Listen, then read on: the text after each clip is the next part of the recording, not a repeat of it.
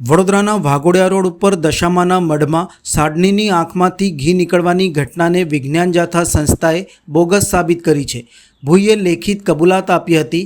ઘીનું તરકટ કર્યાનું કબૂલી માફી માંગી લીધી છે। ભુઈની 35 વર્ષની ધતિંગ લીલા વિજ્ઞાન જાથા સંસ્થાએ બંધ કરાવી છે। વિજ્ઞાન જાથાએ સાડણી તપાસતા ઘરના સદસ્યનું કારસ્તાન બહાર આવ્યું હતું। વિજ્ઞાન જાથાએ 35 વર્ષમાં અનેકોનો પર્દાફાશ કર્યો છે। ભવિષ્યમાં દશામાના મળે તરકટ નહીં કરવાની લેખિત બાંહેધરી લીધી છે। ભુઈ સીતાબા ગણપતસિંહ ગોહિલ પુત્ર ડ્રાઈવર સતીશસિંહે કબૂલાતનામામાં સહી કરી આપી હતી। જાથાએ ઘીના ચમત્કારની પોલ ખોલી છે। વિજ્ઞાન જાથાનો 1273મો આ સફળ પર્દાફાશ છે। Vadodara police commissioner, deputy police commissioner, Panigate police સ્ટેશનના પોલીસ ઇન્સ્પેક્ટર એબી પટેલ, સબ ઇન્સ્પેક્ટર ભરવાડ, મહિલા પોલીસ તથા પોલીસ કર્મીઓએ પર્દાફાશમાં મદદ કરી હતી, જેથી જાથાએ આભાર વ્યક્ત કર્યો છે। ધતિંગબાજોથી સાવધાન રહેવા વિજ્ઞાન જાથાએ લોકોને અપીલ કરી છે।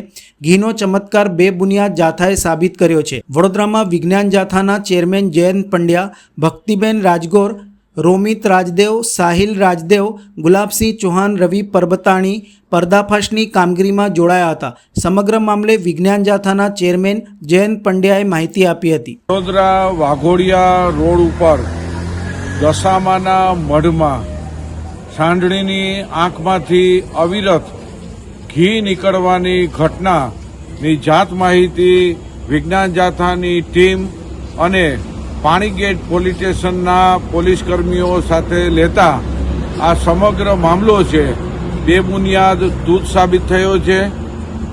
ભોઈ અને તેનો પુત્ર બંને અને પરિવારનો ષડયંત્ર બહાર આવ્યું છે। આર્થિક લૂંટનું કારસ્તાન બહાર આવ્યું છે। જે પ્રકારે ભોઈ છેલ્લા 35 વર્ષથી ધતિંગ લીલા ચલાવતા હતા તે વિજ્ઞાન જાથાએ બંધ કરાવી છે। તેમને કબૂલાતનામું અને માફીપત્ર પણ માંગી લીધું છે અને લોકોની માફી માંગી અને ષડયંત્રથી આ ઘી નીકળવાની ઘટના છે તેની કબૂલાત આપી છે। દશામાના વ્રત દરમિયાન આ જે ષડયંત્રના ભાગરૂપે કારસ્તાન કરેલ છે, જેનો વિજ્ઞાન જાથાએ 1273મો સફળ પર્દાફાશ કર્યો છે। Vadodara police commissioner, deputy police commissioner અને પાણીગેટ પોલીસ સ્ટેશનના તમામ સ્ટાફે આ પર્દાફાશમાં મદદ કરી છે।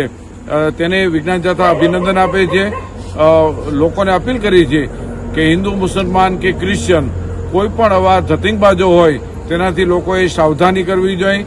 આવા કોઈ ચમત્કારોથી માનવીને બરબાદી અને પાયમાલી મળી છે, તો આપણે હવે સાવધાન થઈ અને આવા લેભાગોથી દૂર રહેવા જાથા અપીલ કરે છે।